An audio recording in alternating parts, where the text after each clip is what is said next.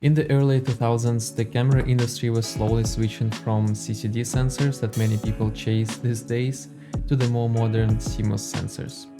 Although some companies like Canon pretty much skipped the CCD technology altogether. This camera from 2009 was Nikon's final DSLR with an APS-C CCD sensor, with the usual for the time 10 megapixels. Despite being a forgotten entry-level camera, it actually surprised me by how good it is, falling just short of being downright incredible, if not for one big, for me, limitation.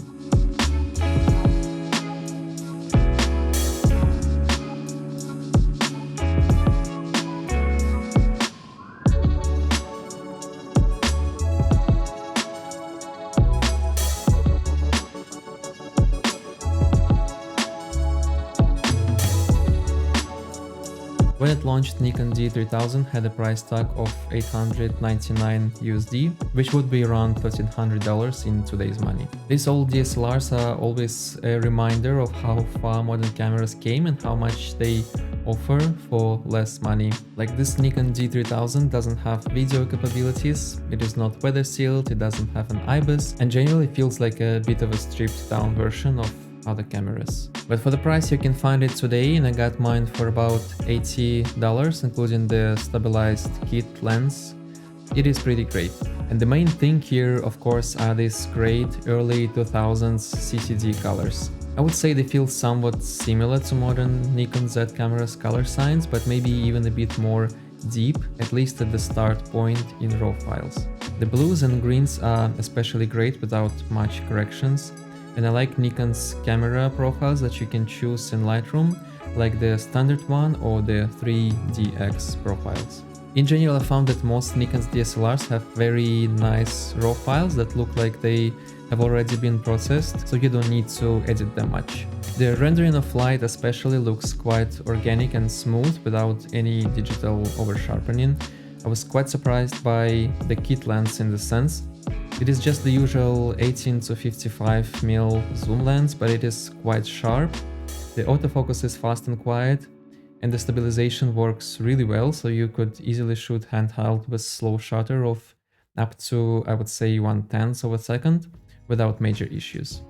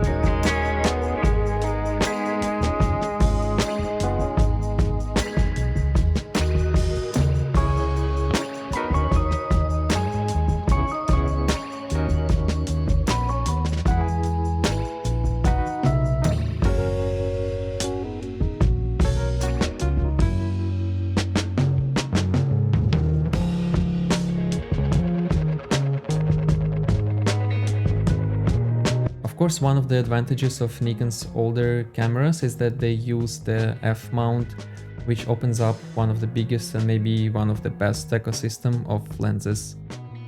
So this entry-level D3000 can become even better with some fast primes like this 35mm 1.8 lens, which just makes images even better.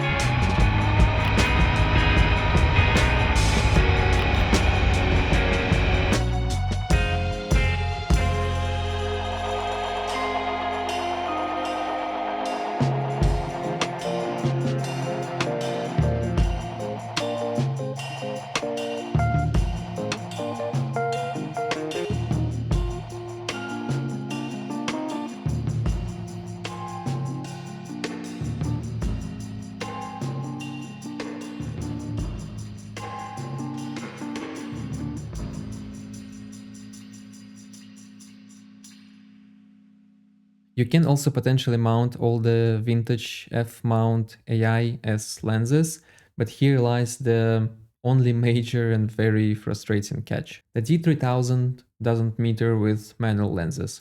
So if you're using an old AIS lens, you're stuck in full manual and you don't see exposure metering. And maybe an even more frustrating thing is that this camera actually has a nice feature, which is a digital rangefinder, which in manual focus shows you where your focus actually should be. And even without metering, this feature alone would still make this camera very interesting to shoot with vintage manual lenses. But the digital rangefinder does not work in manual mode. So when you are in aperture priority, this camera gives you hope by helping you nail focus, but then you cannot actually take a picture in this mode.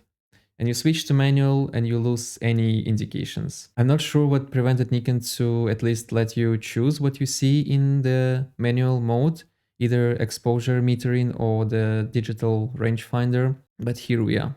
So with manual lenses, you pretty much have to either guess exposure or use an external meter and then nail focus using the optical viewfinder on top of that, which basically makes this camera not very usable with vintage manual lenses. Especially because some Nikon's old DSLRs, which are only marginally more expensive, will actually help you with both exposure and focusing. That being said, if you're sticking to autofocus lenses or you don't mind extra guesswork with vintage manual lenses, the Nikon D3000 is still a great little camera. It's not loaded with features, but it's reliable. It has a very nice and quiet shutter sound,